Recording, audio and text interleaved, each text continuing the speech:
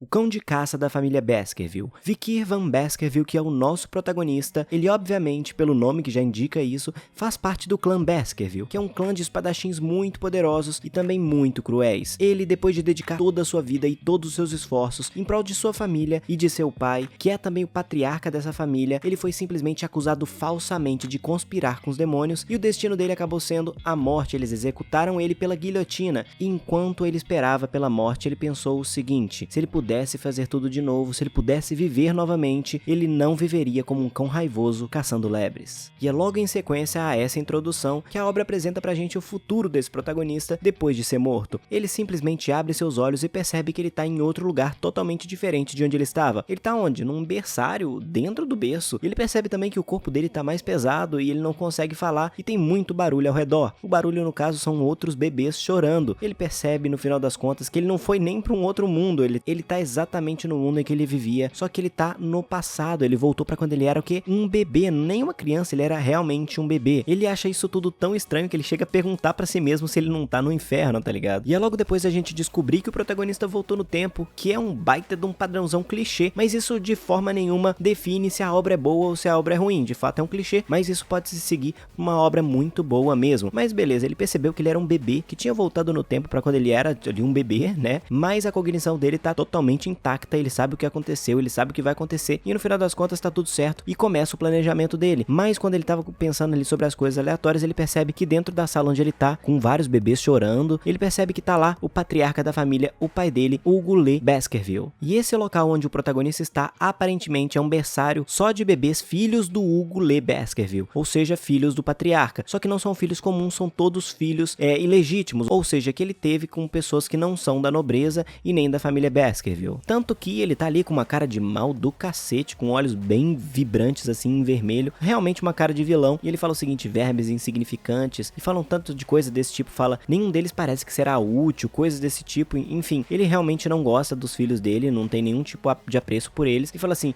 pelo jeito dessa vez só tivemos lixo. Mas aí ele olha pro lado e percebe que um não tá chorando, um tá simplesmente observando ele e observando as coisas ao redor. Ele fala: parece que tem um que é menos barulhento do que os outros. Logo em sequência ele vira pro lado e fala assim: leve todos eles pro teste das espadas. Mas antes de levarem todos pro tal do teste das espadas, o protagonista já tem os olhos vibrantes de ódio e pensa o seguinte: o principal culpado pela minha incriminação e execução, Hugo Lee Baskerville. Isso já deixa muito na cara que a vingança é o que o nosso protagonista quer e é o que ele vai buscar. E é aí que o nosso protagonista faz algumas reflexões. Ele pensa o seguinte: o Hugo parece estar um pouco mais jovem. Agora, antes eu tinha algumas dúvidas, mas agora eu tenho certeza, eu voltei no tempo pra quando eu era um bebê. E ele tem alguns flashbacks também. Ele comenta o seguinte: por eu ter nascido como um filho ilegítimo da família, eu não recebi a melhor das criações. Os cães de caça precisam aprender a serem fiéis às suas obrigações. Assassinatos, espionagens, emboscadas e etc. Eu tive que lidar com todos os tipos de atos ruins. Tudo para que os Baskerville pudessem ser a melhor entre as 7 grandes famílias. E o prota comentou: o motivo da minha lealdade era simples. Eu só queria receber o reconhecimento do Hugo e da família. Hugo, no caso, ele chama de Hugo por quê? Porque é o patriarca da família, mas é o pai dele. E o protagonista logo em sequência fala uma coisa que é bem importante pro ritmo e pra história da obra. Ele comenta o seguinte: foi aí que os portões do mundo demoníaco foram abertos 10 anos atrás. E a longa luta contra os demônios acabou e a humanidade venceu. E a recompensa dada ao fiel cão de caça que dedicou toda a vida pela família foi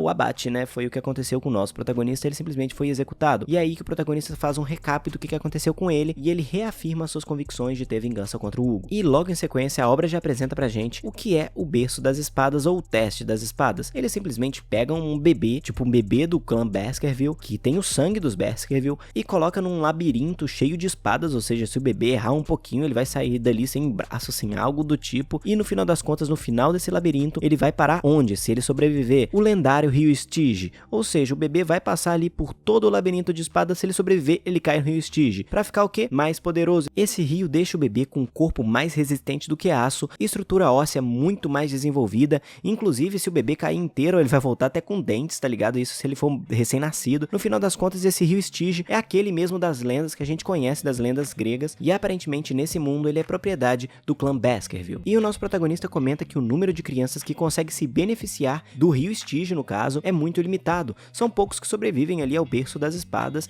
e também você fica pouquíssimo tempo ali no rio das espadas, beleza? Essa é a introdução sobre o que vai acontecer agora, e o protagonista tá ali, beleza, ele tá passando pelo teste do berço das espadas, ele passou por tudo, e ele vai simplesmente se joga cabuloso no rio Stygia, só que ele não é qualquer bebê. A maioria dos bebês vai cair, vai querer sair, vai querer sair. Ele falou assim, não, eu tenho que aguentar o máximo possível. E o nosso protagonista, com menos de 1 ano de vida, sentindo dor pra caramba, tampa sua respiração e fica afundado no rio Stygia. Por muito tempo, ele ficou no total 7 minutos lá, tanto que o Hugo, que tava assistindo o teste, ele sempre assiste, ficou impressionado pra caramba e falou, nasceu um bebê muito ganancioso na família. Então ele fica um pouco orgulhoso, com expectativa desse bebê, porque é uma família de espadachins muito cruel, e assim, que a força é muito importante, então ele teria algum tipo de potencial. O nosso prota ficou ali 7 minutos, e quando foi puxado, percebeu que ia ser puxado, ele até bebeu a água do fucking rio Stygia, então nasceram os dentes dele ali, que eram recém-nascido, antes de 1 ano de idade ele já tava com todos os dentes, que não era nem de leite, tá ligado? Então ele realmente foi muito bufado por esse rio, e já começou a vida dele nova